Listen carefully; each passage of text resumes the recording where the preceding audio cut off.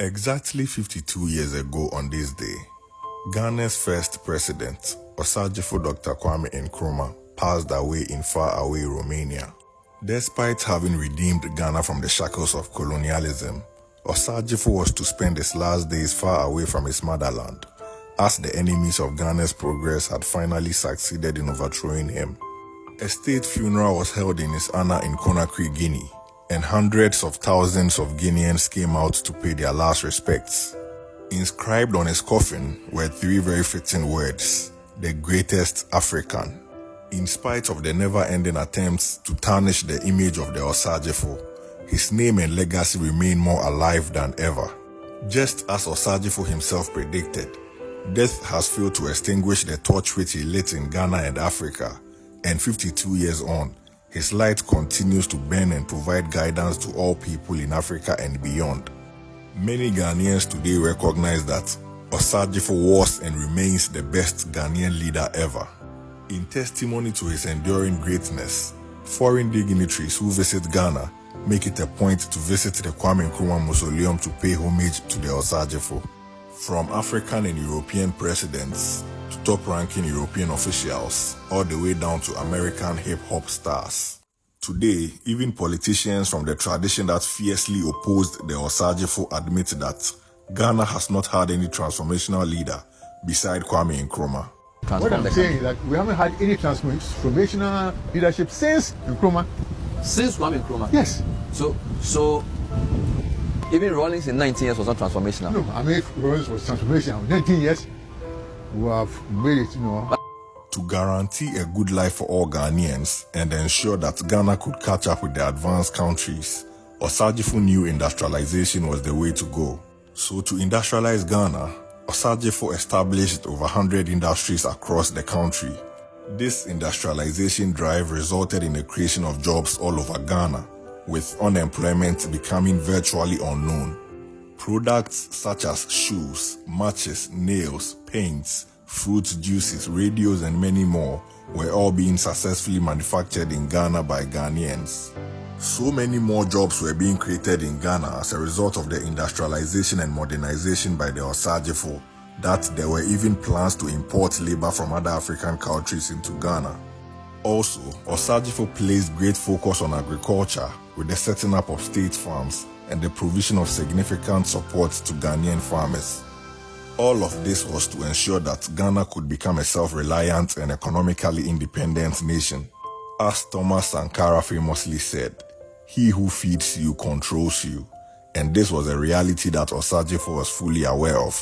It is due to these efforts to make Ghanaians masters of their own destiny, and also his efforts to unite Africa, that Osagyefo was considered the greatest threat by those who seek to keep Africa perpetually poor and dependent. From being on the verge of becoming a fully industrialized and economically independent nation under Kwame Nkrumah, Ghana today has been returned to the colonial position of being heavily dependent on foreign imports, with young Ghanaians left drowning in hopelessness and joblessness. As an example of this sad reality, today Ghanaians are told that their country does not even produce matches, but the Kede match factory that Osagyefo established has been left to rot in the bush. And the same is true for all the other factories he set up across Ghana.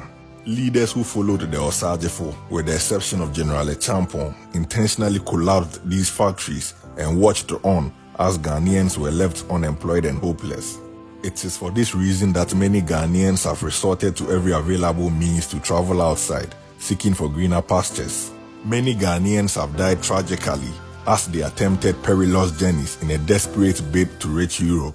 Those who have not gotten the chance yet to embark on these risky journeys are being brutally exploited in their own motherland. Not surprisingly, this is exactly the reality Osagyefo saw for Ghanaians after he was overthrown. In his book Dark Days in Ghana, Osagyefo states categorically that the reversal of his industrialization policies by the traitors through the neglect and selling off of the many factories he had established meant that the ordinary Ghanaian men and women had to face again all the exploitation and uncertainties of the colonial days. For Osagyefo, the sellout of Ghana by the traitors who overthrew him meant that Ghanaians had been forced into becoming hewers of wood and drawers of water in their own land, just as was the case in the colonial period. In other words, Ghanaians had become cheap, unprotected slave workers in their own country. I am sure we can all bear witness to the fact that Ghanaians are today living exactly the tragic reality Osagyefo described.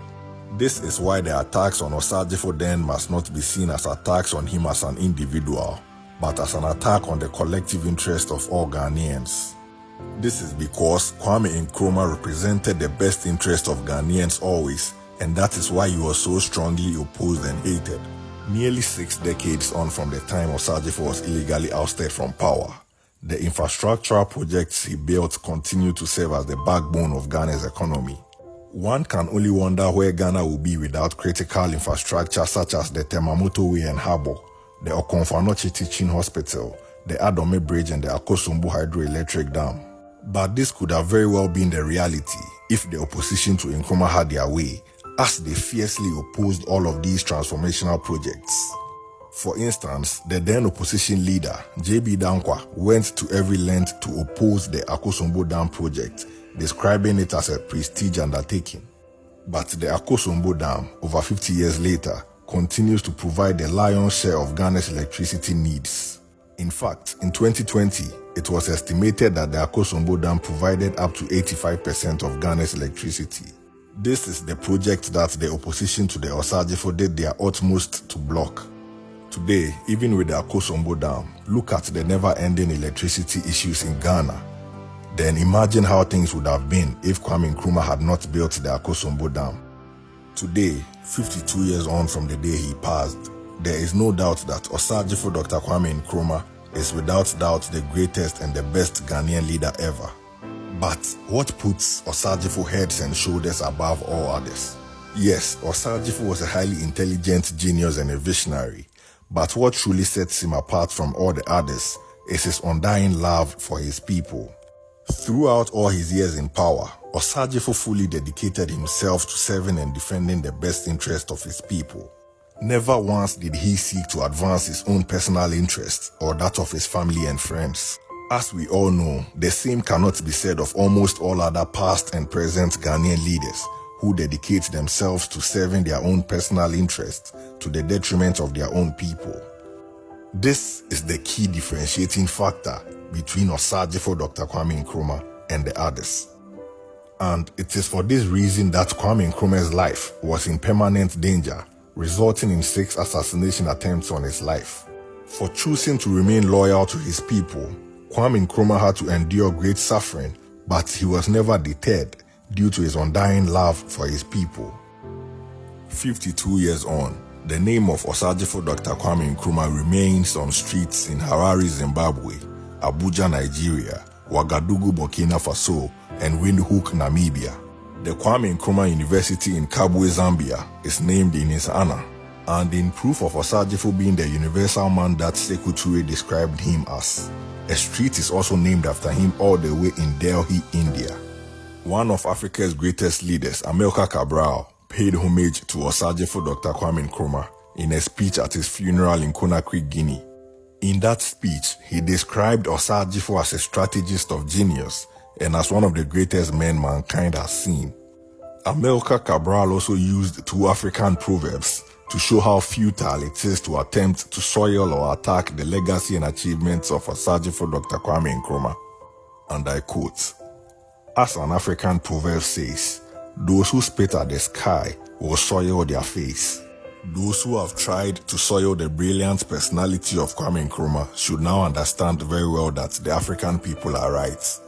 Another African proverb says, "A hand, however big, can never cover the sky."